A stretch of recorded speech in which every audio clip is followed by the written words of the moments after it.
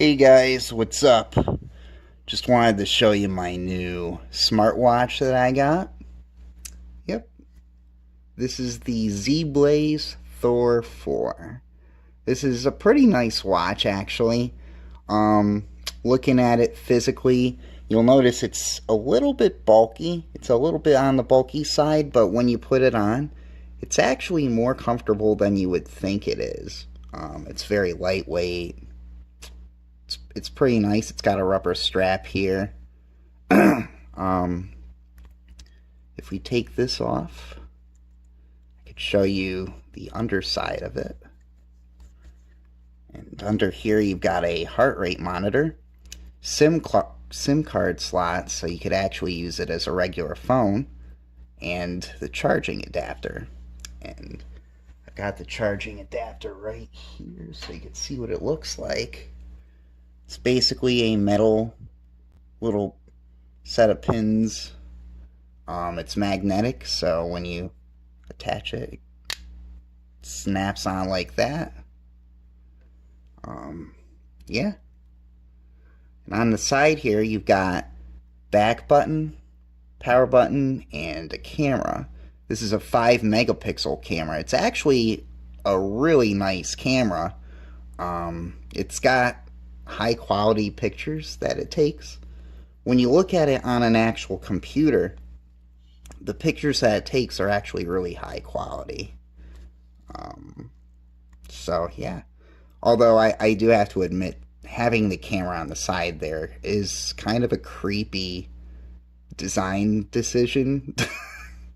But this is a Chinese made watch, so I mean, it's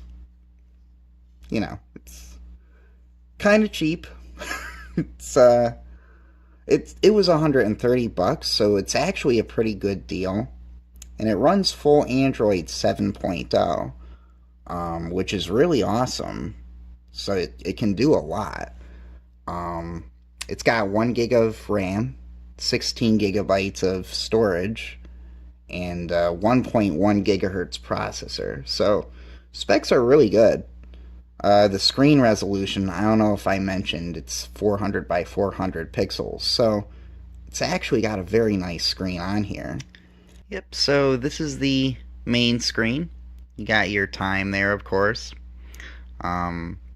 If you scroll up, you get access to quick functions like turning on and off your Wi-Fi, turning on Bluetooth, and GPS. And yes, it does have GPS on here, brightness settings, and silent mode. So yeah, if you scroll to the right, you got a thing here for cleaning up unused apps, which basically shuts them off. And here's a music player here, and weather forecast. So it's got a few cool things if you scroll around. Here's another screen, kind of a alternate watch face here. And yeah, you could scroll down to go back to the main watch. If you scroll left from the main watch, you've got notifications. So you can scroll through your notifications, swipe to the left to get rid of them. And then if you want to go back, you just swipe to the right. Pretty intuitive, I think. And if you scroll down, you actually get an overview of how many steps you've walked and how many calories you've burned, which is kind of nice if you're into the fitness thing. Yeah, if you scroll around, you could find a whole bunch of neat things in here. So it's pretty cool. You can change the watch faces by holding down, and you can scroll through them. Got your choice of digital or analog displays. And if you want to add more, you just scroll all the way to the right and hit that little plus button to download more. Of course, you need an internet connection to do that, but pretty simple. And when you go back, it does that little swish effect, which is kind of neat. Now, if you swipe right again, this is actually your apps list. So this is where you can get to your other apps. You could download more apps from the Play Store And yeah, the full Play Store is on this watch. It's right here, so I can click it, and it takes me to the Google Play Store. So, there it is. Now, you'll notice, because these are the full versions of the apps for Android, you'll notice that a few of the elements actually get cut off the edge of the screen because it's a radial screen. So to actually get around that, if you hold down the power button, it brings up this power menu here, but you can also change the size of the app up there.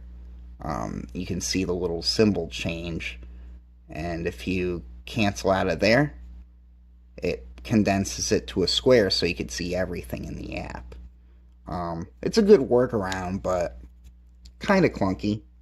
But I mean, Zeblaze isn't really a well-known brand, I don't think, so you're gonna see a lot of kind of quirky things with the watch, but it's worked quite well for me since I got it. Going from the top here, you got contacts and phone, messaging, settings, browser. The web browser is pretty nice, actually. It's full Google Chrome on here. And it does have multi-touch, but it doesn't seem to be working right now. I'm not sure why. Yeah, the multi-touch on here isn't working, but I can make Google searches. I could search for...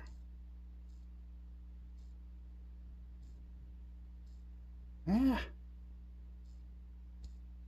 the keyboard on here. You know what? The keyboard on here actually works better than I expected it to for such a small little screen. Another odd thing about the watch is that it likes to take you to the Chinese versions of everything. Like, right now you can see everything. I don't know if you can, but if I go closer here, you might make out that all the text is in Chinese. Because it came from China. But the actual menu system in the main menu of the watch, the apps drawer here, that's all in English. So you could still navigate quite easily since it's in English. But yeah, that's the web browser. You got downloads here. Self-explanatory. Calendar, also self-explanatory. Clock, that is the actual stopwatch app, so you can use this watch as a stopwatch or a timer if you so choose. And an alarm, so you got alarms in here like you would on a regular watch. If you go down here, this is where things get kind of interesting. You got your camera here. If you click that, it brings up the camera, and the camera, like I said, is really good quality. It's a 5 megapixel camera. The sensors are really nice, whatever sensor they actually happen to use. You could take pictures and video, and there's also a shortcut there to get to your gallery. So, yeah, it's pretty cool. So, I can like take a picture like that. And there we go. Gallery, you can go there to view the pictures you've taken. You can see the one that I just took there. One thing that you can't really do very well on this is take selfies. So here you can see my multiple attempts at taking selfies. It's very awkward because you're trying to since the camera is on the side, you kind of have to do that. And it's really awkward, but it's still pretty cool that it has a camera in general. So here's music. I don't use the music player. I don't use the watch for that. So I have nothing on there. Sound recorder. So if you wanted to, you can make voice recordings. And again, the microphone is pretty high quality. It's not muffled or anything like you'd expect on a watch like this. File manager. So you open that up. It takes you first to like an overview of how much space you have left. And then if you click, it goes into the file explorer. Yeah. And it gives you all your folders on your Android system there. So it's pretty cool. Pretty cool. And you can copy and delete and move files around with it. So it's what you'd expect in a file manager. Here's the heart rate monitor. I can show you I could show you it in action. I don't know how accurate it is. I'm not somebody that uses a heart rate monitor often. So 78, 87, 93, yeah, I'm pretty sure that's not too accurate. But I don't use that often, so whatever. It's not in my realm of needs. Seems like when I move the watch around, it kind of changes the reading a bit, but that's cool. And here's the fitness app that comes with the watch. Very strange fitness app.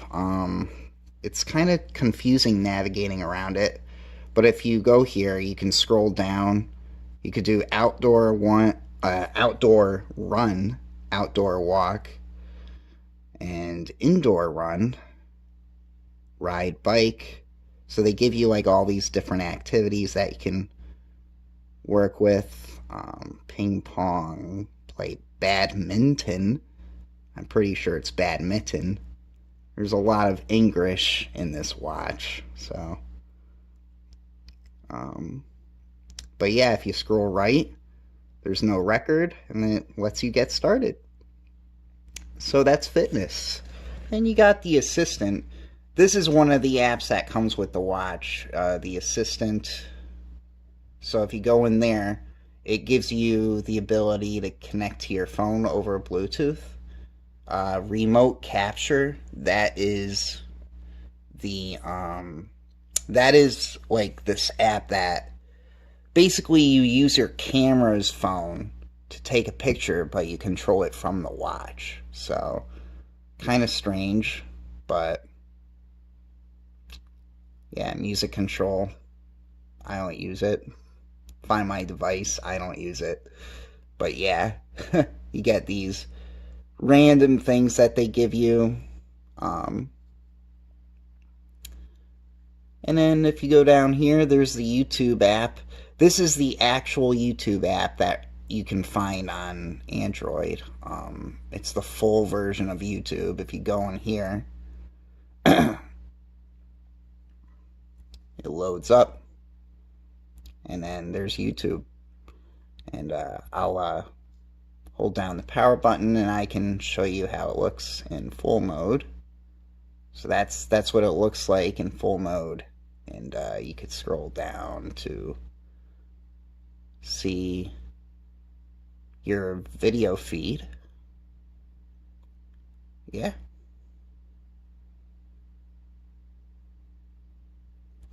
That's what an app looks like on the watch. App Store. This is one that came with the watch again.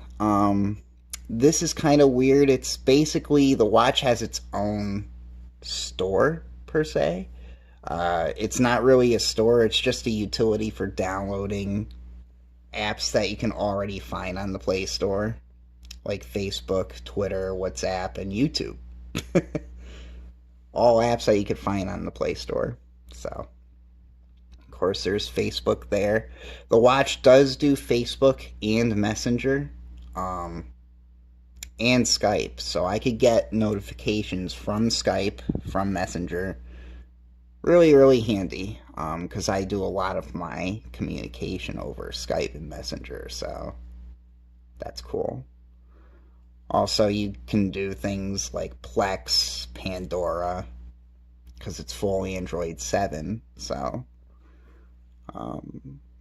yeah. And then if we go up here, Could go to settings. I could show you the actual functions in here. Gives you sound and display settings. You could change the app list style, which is kind of interesting. So the round style looks like that. And then you can just scroll through. Kind of cool, but I prefer the other one better. It's a little more visually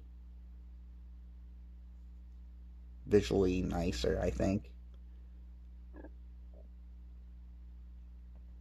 Connect, that gets you to like your Wi-Fi and Bluetooth connections. And GPS. And you could do airplane mode and stuff like that. Gesture, power saving, languages and input. So yeah, you get all those settings because it's a full Android device. Reset equipment, uninstall, and about watch. You could see here, this is the about menu in the Android, basically. Gives you the model number there, which is Thor 4. Android version 7.0. Yeah. Cool. So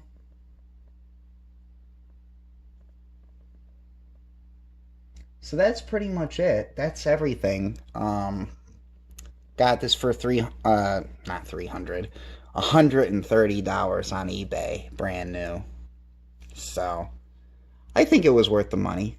It's been working really well for me. And yeah, hopefully this helps you in deciding what smartwatch to purchase. Thanks, and have a good day. Bye.